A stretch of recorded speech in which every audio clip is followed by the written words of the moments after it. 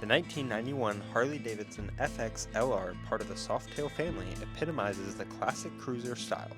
Its design draws inspiration from Harley's rich heritage, combining timeless aesthetics with modern engineering, offering riders a nostalgic yet reliable cruising experience.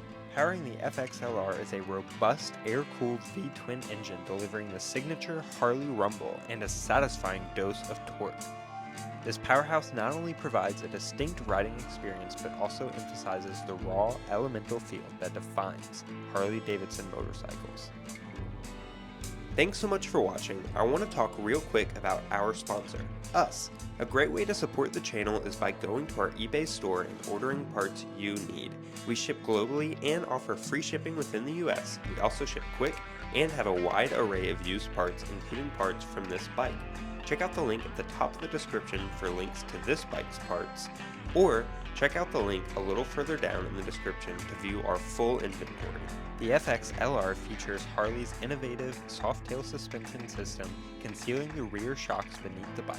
This not only gives the appearance of a hard tail or rigid rear end for a classic look, but also combines it with modern comfort and improved handling, showcasing Harley's commitment to blending tradition with innovation.